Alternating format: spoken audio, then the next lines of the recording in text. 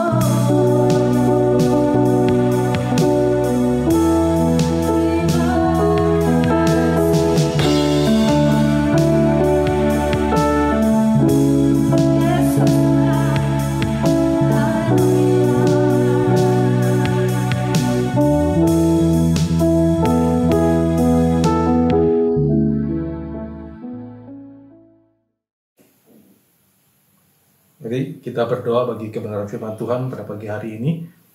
Bapa, kami bersyukur Tuhan kalau pada pagi hari ini Tuhan kami diberi kesempatan untuk beribadah bersama Tuhan. Walaupun kami beribadah secara online di rumah kami masing-masing Tuhan, tapi kami percaya Allah rindu untuk memberkati kami semua. Terima kasih Tuhan untuk pagi hari ini. Mari Tuhan kami memberkati firman-Mu. Biarlah firman-Mu itu boleh menjadi kekuatan dan boleh menjadi rema di dalam kehidupan setiap kami. Terima kasih Bapa. Segala puji, hormat, syukur kami naikkan hanya kepada Engkau. Di dalam nama Tuhan kami Yesus Kristus kami berdoa dan kami bersyukur. Amin.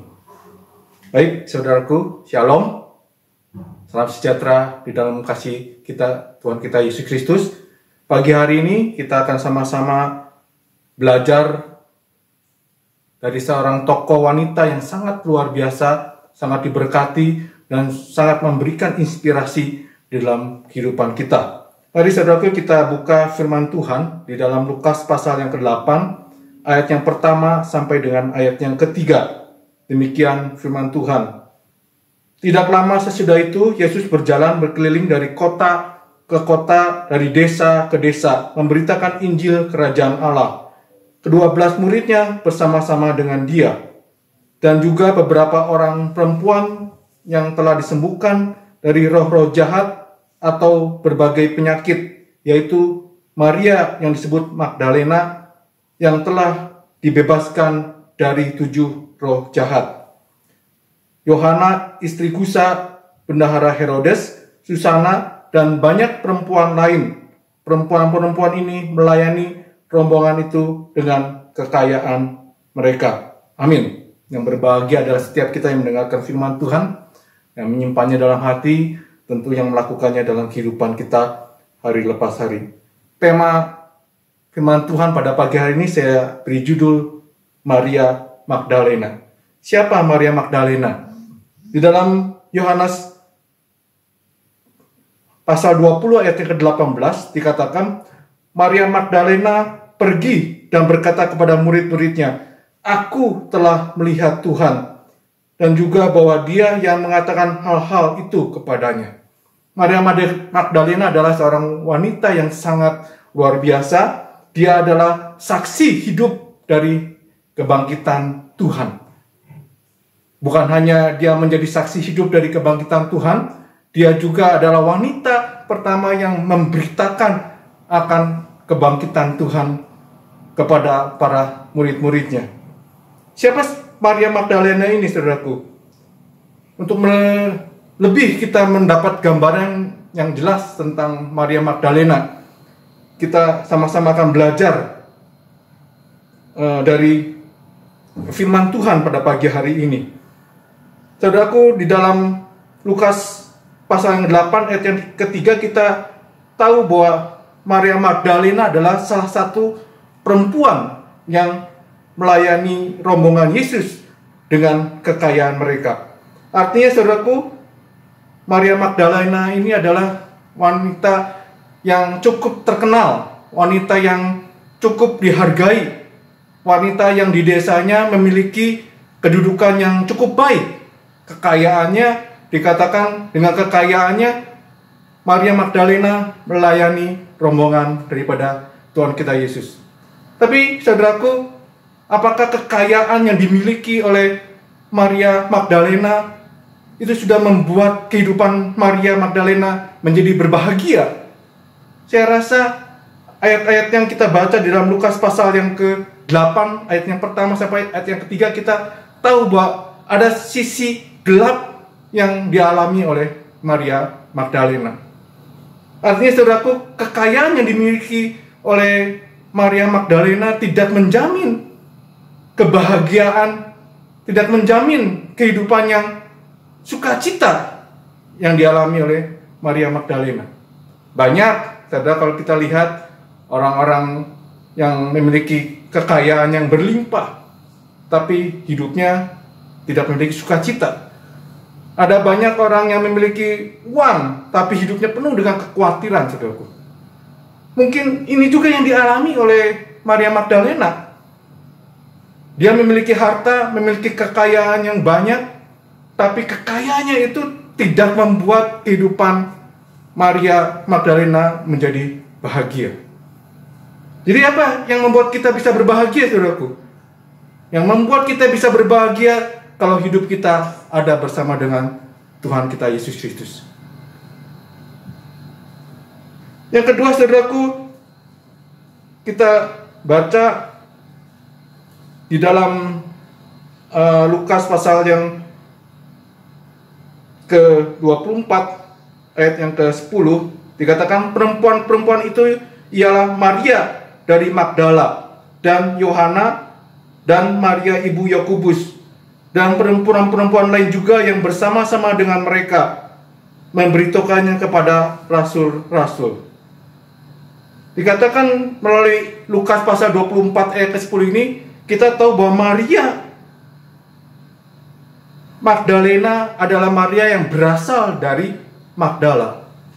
Oleh karena apa, saudaraku? Dipertegas bahwa Maria Magdalena adalah Maria yang berasal dari Magdala.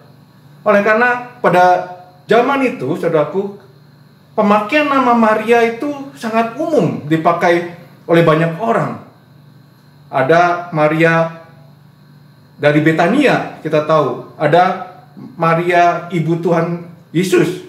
Ada Maria ibu Yakobus dan Maria-Maria yang lain. Oleh karena itu, untuk membedakan Maria daripada Maria-Maria yang lain, maka ditambahkan kata Magdalena yang menunjukkan identitas daripada Maria itu, bahwa Maria dikatakan berasal dari Magdala. Di mana Magdala, saudaraku? Magdala ada di sebelah utara dari danau, sebelah barat, maksud saya dari danau Galilea, dekat dengan kota Kapernaum. Kita tahu Kapernaum adalah tempat di mana Tuhan dibesarkan, di mana Tuhan tinggal. Artinya kota Magdala dengan Kapernaum, di mana tempat Yesus dilahirkan, di mana Yesus dewasa di sana, bekerja di sana, melayani di sana, itu tidak berjauhan. Nama Maria juga berarti, saudaraku, artinya pahit. Mungkin ada kepahitan yang dialami oleh Maria Magdalena. Kalau kita tadi baca di dalam Lukas pasal yang ke-8 ayat yang kedua, kita tahu bahwa Maria Magdalena dikuasai hidupnya oleh 7 roh jahat. Artinya apa, saudaraku? Bahwa Maria Magdalena hidupnya bukannya dikuasai oleh 1 atau 2 roh jahat. Bahkan dikatakan di dalam firman Tuhan, dia dikuasai oleh 7 roh jahat. Bisa diartikan 7 ini adalah roh jahat yang banyak yang menguasai kehidupan daripada Maria Magdalena ini. Dan kita tahu, saudaraku, apa yang terjadi kalau orang dikuasai oleh roh jahat. Di dalam Lukas 8, saudaraku, ayat yang ke-27 sampai ayat yang 29, dikatakan, setelah Yesus naik ke darat, datanglah seorang laki-laki dari kota itu menemui dia. Orang itu dirasuki oleh setan-setan, dan sudah lama ia tidak berpakaian dan tidak tinggal dalam rumah, tetapi dalam perkuburan. Ketika ia melihat Yesus, ia berteriak lalu tersungkur di hadapannya dan berkata dengan suara keras, "Apa urusanmu dengan aku, hai Yesus, Anak Allah yang Maha Tinggi? Aku memohon kepadamu supaya engkau jangan menyiksa aku." Ia berkata demikian sebab Yesus memerintahkan roh jahat itu keluar dari orang itu, karena sering roh itu menyeret-nyeret dia. Maka untuk menjaganya ia dirantai dan dibelenggu. Tetapi ia memutuskan segala pengikat itu, dan ia dihalau oleh setan itu ke tempat-tempat yang sunyi. Ini, saudaraku, keadaan orang yang terikat oleh kuasa kegelapan. Dikatakan di sini, orang yang terikat, dia seringkali tidak berpakaian. Dikatakan dia tinggal di perkuburan. dan kadang dia menyiksa dirinya sendiri, saudaraku. Itu keadaan orang yang terikat oleh roh-roh jahat. Bahkan dikatakan dia harus dirantai, dibelenggu, supaya tidak mengganggu orang lain. Ini keadaan yang dialami oleh Maria Magdalena. Maria Magdalena dikatakan dikuasai oleh 7 roh jahat. Artinya kehidupan Maria Magdalena sangat menderita. Dan dia rindu untuk dibebaskan dari penderitaannya. Oleh karena itu, saudaraku, pada suatu kali Yesus datang ke desa Magdala ini, saudaraku. Dan tidak kebetulan Maria Magdalena berjumpa dengan Tuhan di sana. Jadi di dalam Lukas pasal 8 yang pertama kita tahu bahwa Yesus berjalan dari kota ke kota, dari desa ke desa untuk apa? Untuk memberitakan Injil, memberitakan kabar kesukaan bagi semua orang. Dan salah satunya, saudaraku, Maria Magdalena mendengarkan akan Injil Tuhan.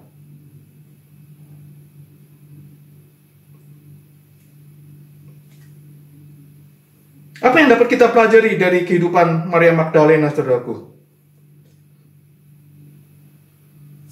Yang pertama, saudaraku, dikatakan perjumpaan dengan Tuhan itu mengubah arah kehidupannya. Jadi kita lihat di dalam Lukas pasal yang ke-8, ayat yang pertama sampai kedua, dikatakan tidak lama sesudah itu Yesus berjalan berkeliling dari kota ke kota, dari desa ke desa, memberitakan Injil Kerajaan Allah. Dan ke-12 muridnya dikatakan bersama-sama dengan dia. Dan juga beberapa orang perempuan yang telah disembuhkan dari roh-roh jahat atau berbagai penyakit, yaitu Maria yang disebut Magdalena yang telah dibebaskan dari 7 roh jahat. Perjumpaan dengan Tuhan mengubah arah kehidupan daripada Maria Magdalena. Magdalena yang tadinya terikat oleh roh jahat, Maria Magdalena yang tadinya hidupnya menderita, hidupnya tidak bahagia, ketika Tuhan datang ke desa itu, saudaraku. Dan secara pribadi Maria Magdalena berjumpa dengan Tuhan, maka hidupnya mulai diubahkan oleh Tuhan. Pagi hari ini, saudaraku, apakah kita semua memiliki persoalan yang mungkin sama atau mungkin setara dengan apa yang dialami oleh Maria Magdalena? Mungkin bentuknya berbeda, keterikatannya dimiliki kita dengan Maria Magdalena mungkin berbeda. Mungkin kita terikat dengan hal-hal yang lain yang membuat kita tidak bebas, yang membuat kita terikat, yang membuat kita tidak bisa datang kepada Tuhan. Ada dosa yang menyekat dalam kehidupan kita sehingga kita tidak bisa berjumpa secara pribadi dengan Tuhan. Pagi hari ini, saudaraku, firman Tuhan mau datang dalam kehidupan kita. Tidak ada satu perkara yang kebetulan dia harus datang ke desa Magdala itu dan bertemu dengan Maria. Dan saya percaya pagi hari ini Allah tidak kebetulan mau datang di dalam kehidupan kita, mau membebaskan kita, saudaraku. Karena itu mari kita meresponi apa yang sudah Tuhan mau kerjakan di dalam kehidupan kita. Mari kita respon terhadap firman Tuhan. Mari, saudaraku, seperti Maria Magdalena rindu untuk dilepaskan, dibebaskan dari keterikatannya, dari hidupnya yang dikuasai oleh roh jahat. Kita pun rindu untuk dibebaskan dari keterikatan kita dengan kita datang kepada Tuhan.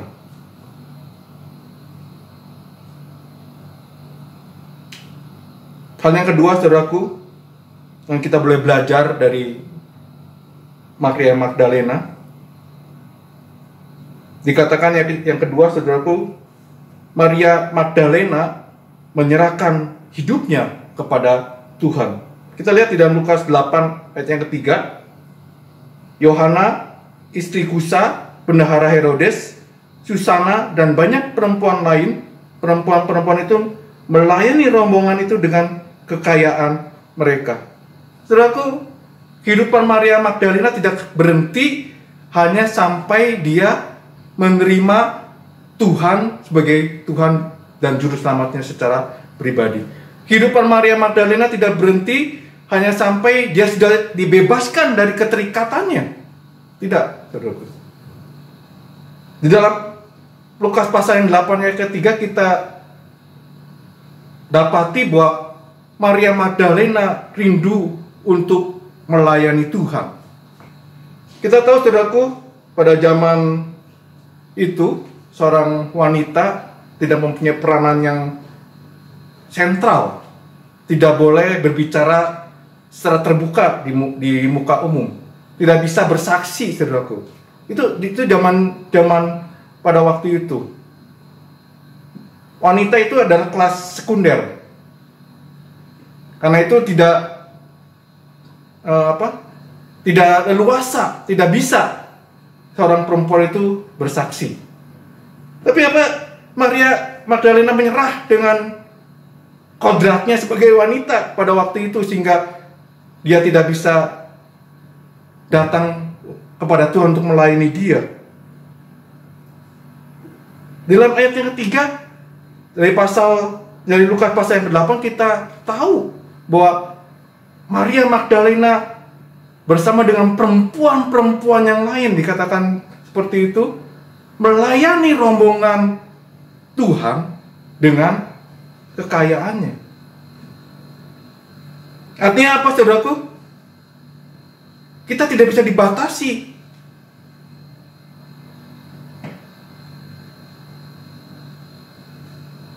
Keterbatasan kita harusnya tidak membatasi kita untuk datang dan melayani Tuhan.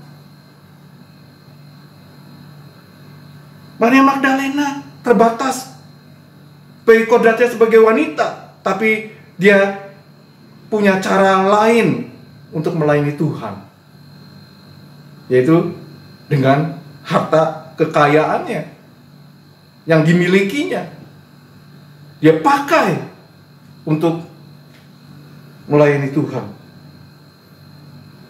Bukankah banyak kali kita beralasan ketika ada kesempatan untuk kita melayani Tuhan? Seringkali kita berkata, saya sibuk, saya tidak punya waktu, saya nggak punya kemampuan, saya ini orang biasa. Seringkali kita berbagai macam alasan kita kemukakan untuk kita tidak melayani Tuhan. Padahal banyak kesempatan, banyak waktu yang bisa kita berikan kepada Tuhan. Lihat apa yang dilakukan oleh Maria Magdalena dalam keterbatasannya, dalam kodratnya sebagai wanita pada zaman itu yang tidak bebas berkata di muka umum atau bersaksi di muka umum. Maria memiliki inisiatif yang lain. Dia pakai kekayaan yang dimilikinya untuk melayani Tuhan. Pagi hari ini, saudaraku, firman Tuhan mengingatkan kita semua, selama ada waktu, selama masih ada kesempatan, selama kita memiliki karunia Tuhan, selama kita diberikan talenta oleh Tuhan, mari, saudaraku, kita pakai karunia kita, talenta kita, hidup kita untuk memuliakan Tuhan.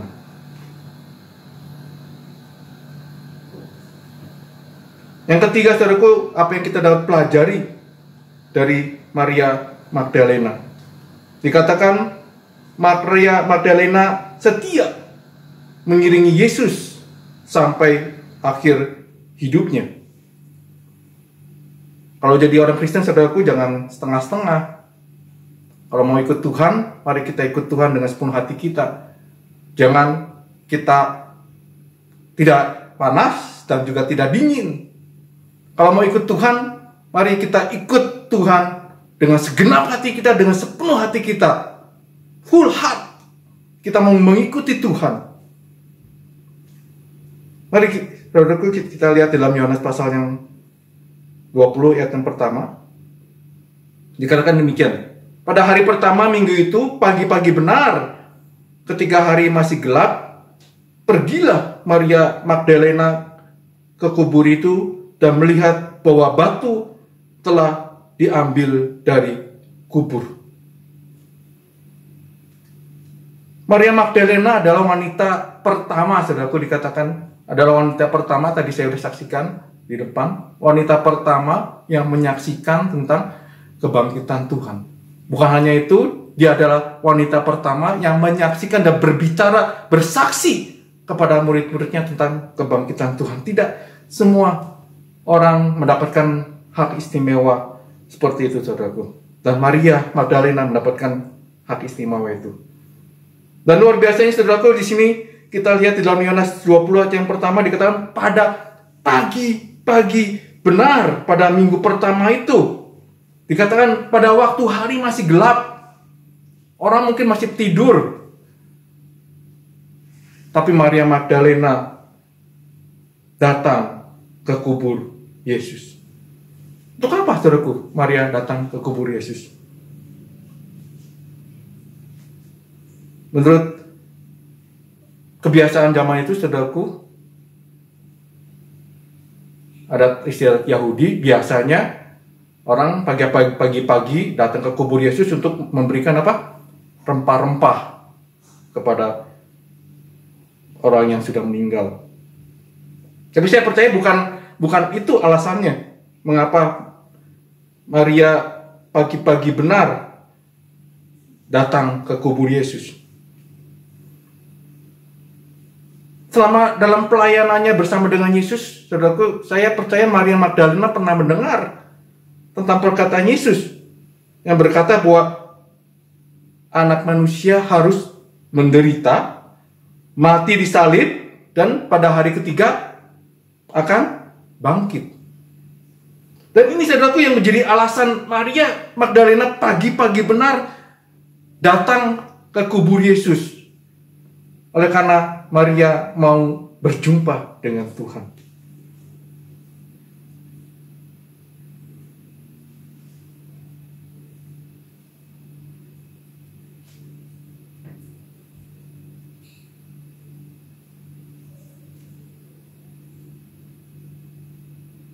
Saya melihat, saudaraku, ini mungkin menjadi satu kerinduan daripada Maria Magdalena. Oleh karena apa, saudaraku? Oleh karena Maria Magdalena merasa nggak percaya kalau Yesus sudah meninggalkan dia. Ini menunjukkan hubungan yang sangat dalam antara Maria Magdalena dengan Tuhan. Dia senantiasa teringat akan Yesus. Sampai akhirnya dia pagi-pagi benar itu, dia berlari datang ke kubur Yesus untuk berjumpa dengan Tuhan. Adakah kerinduan itu ada dalam kehidupan kita, saudara, pada pagi hari ini, seperti Maria Magdalena yang merindukan senantiasa ada bersama dengan Tuhan? Rasanya nggak percaya kalau Tuhan itu sudah mati. Kerinduannya, keinginan daripada Maria Magdalena adalah senantiasa berada bersama dengan Tuhan.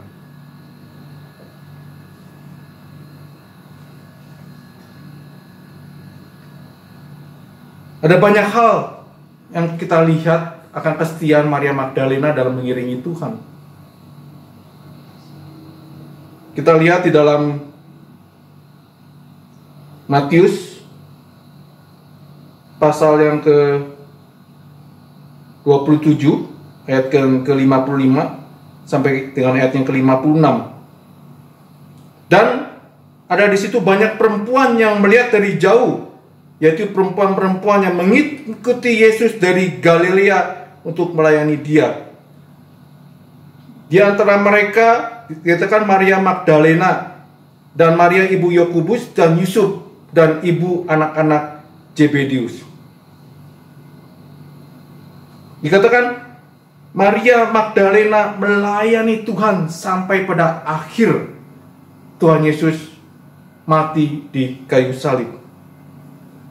Ini menunjukkan ketaatan dan kesetiaan Maria Magdalena, saudaraku. Dia mengikuti Tuhan sejak pertemuan yang pertama di desa, di kampungnya, di Magdala, sampai pada kematian Yesus di kayu salib.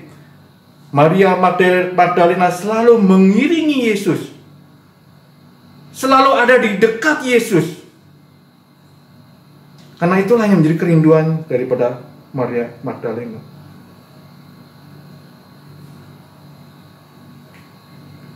Pagi hari ini saudaraku, semata mengingatkan kita tentunya melalui kisah daripada Maria Magdalena ini.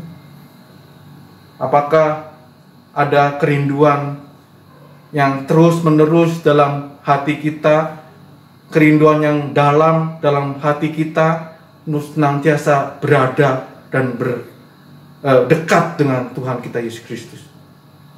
Atau apakah saat ini kita merasa kita seperti orang yang kehilangan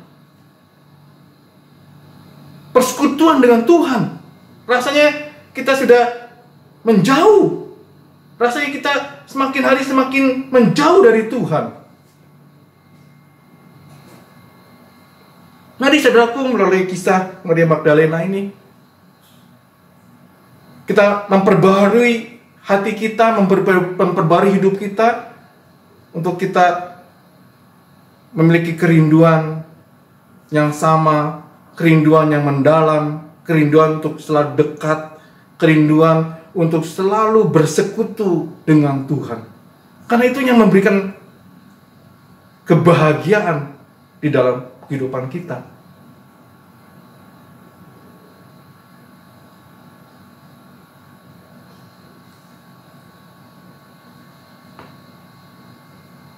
Di dalam Yohanes 19 ayat yang ke-25, saya akan bacakan. Dan dekat salib Yesus dikatakan berdiri ibunya dan saudara ibunya, Maria istri Klopas dan Maria Magdalena. Sampai pada salib Kristus, Maria Magdalena hadir di sana. Apakah kita dijumpai oleh Tuhan, senantiasa hadir bersama dengan Tuhan sampai pada kesudahan zaman? Maria Magdalena menyelesaikan kehidupannya, dia tetap setia walaupun banyak tantangan.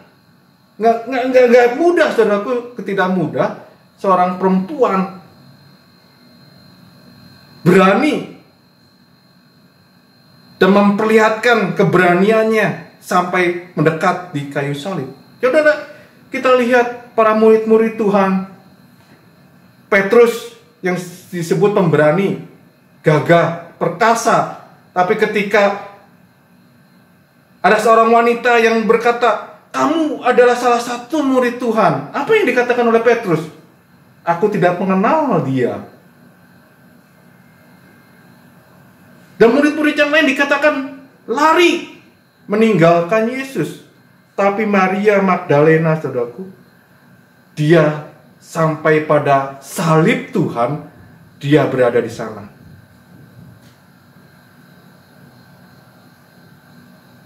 Ini, saudaraku, yang dirindukan dari Tuhan dalam kehidupan kita. Kita senantiasa berada bersama dengan Tuhan. Apapun yang kita alami, suka, duka, baik atau tidak baik keadaannya, kita tetap mau mengiringi Tuhan sampai pada kesudahannya.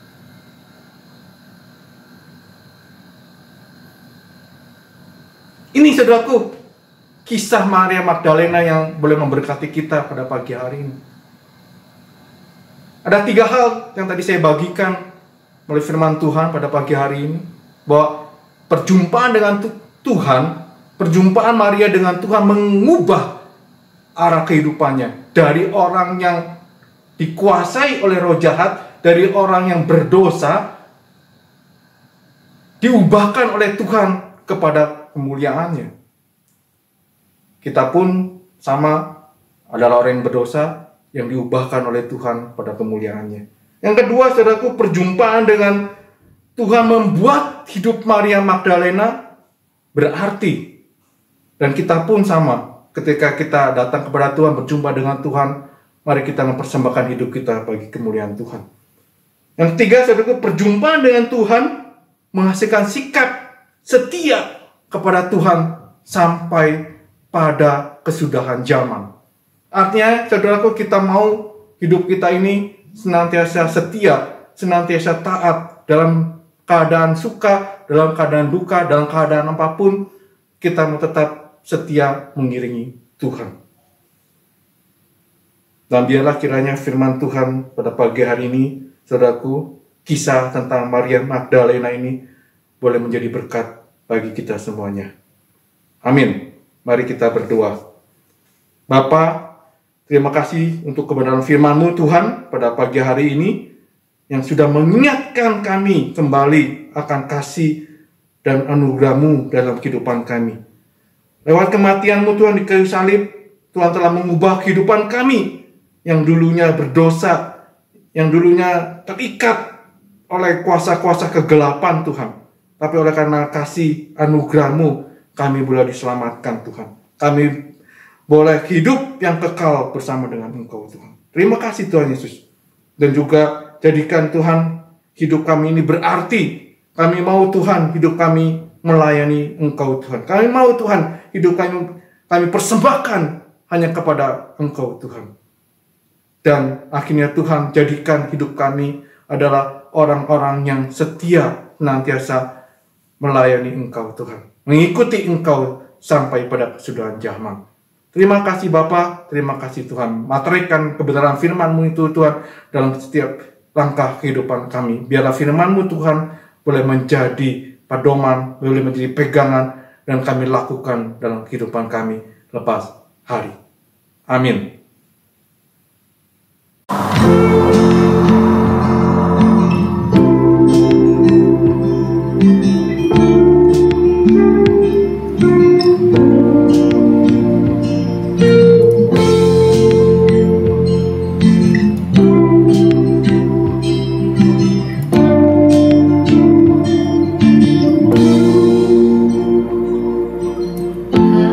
Kasih-Mu, karya-Mu,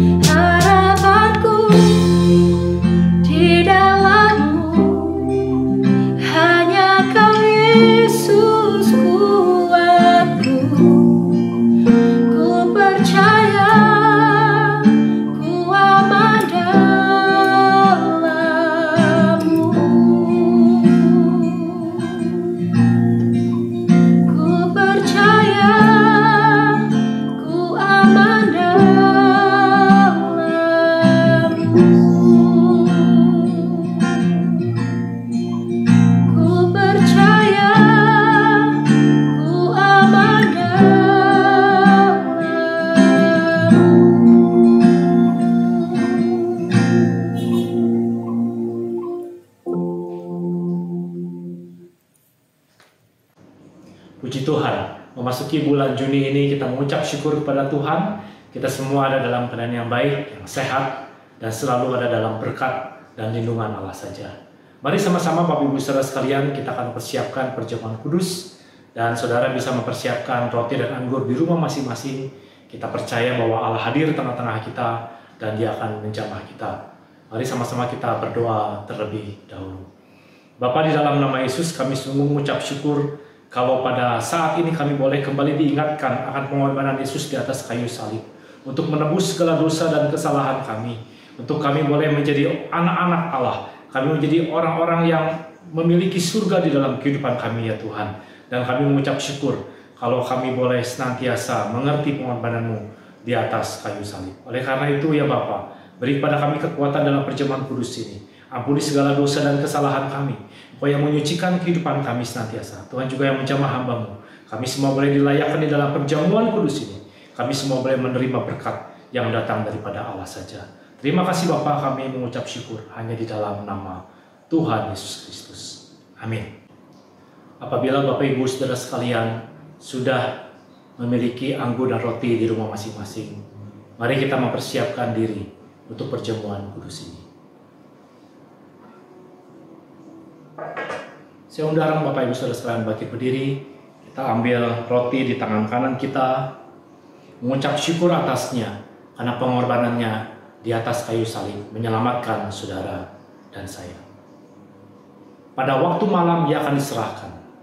Ia mengambil roti, mengucap syukur atasnya dan memecah-mecahnya dan berkata, "Inilah tubuhku yang diserahkan bagi kamu.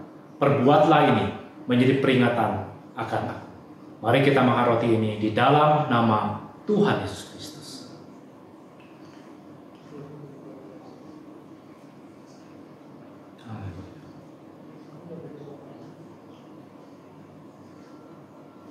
Kita angkat anggur di tangan kanan kita. Darahnya tercurah di Golgota untuk menyelamatkan saudara dan saya. Mari kita mengucap syukur atasnya. Demikian juga Ia mengambil cawan dan mengucap syukur atasnya dan berkata, "Cawan ini adalah perjanjian baru yang dimeteraikan oleh darahku. Perbuatlah ini setiap kali kamu meminumnya menjadi peringatan akan aku." Mari kita minum anggur ini di dalam nama Tuhan Yesus Kristus. Haleluya. Haleluya. Sebab setiap kali kamu makan roti ini dan minum cawan ini, kamu memberitakan kematian Tuhan sampai Ia datang. Bapa, kami mengucap syukur untuk segala kebaikan dan kemurahan Tuhan di dalam hidup kami. Khususnya kami boleh kembali diingatkan akan pengorbanan-Mu di atas kayu salib. Kami yakin dan percaya selama kami hidup di dalam dunia ini, Tuhan telah memberi kepada kami terus kekuatan untuk kami percaya memiliki Allah yang ajaib dan luar biasa. Kau sungguh Allah yang ajaib. Kau Allah yang memberi kepada kami kekuatan di dalam kehidupan ini, karena Kau Allah yang bangkit dari kematian. Terima kasih Bapa, kami mengucap syukur untuk hari ini, untuk seluruh rangkaian ibadah kami ya Tuhan. Dan biarlah pada saat ini kami akan menerima berkat yang datang daripada Allah saja. Mari Bapak Ibu Saudara sekalian, arahkan hatimu kepada Tuhan. Terimalah berkat yang datang daripada Allah saja. Biarlah kiranya damai sejahtera daripada Allah Bapa, kasih dan pengorbanan dari Tuhan Yesus Kristus, penyertaan, pertolongan, serta perlindungan daripada Roh Kudus menyertai Bapak Ibu Saudara sekalian, mulai saat ini sampai selama-lamanya. Yang percaya katakan, amin.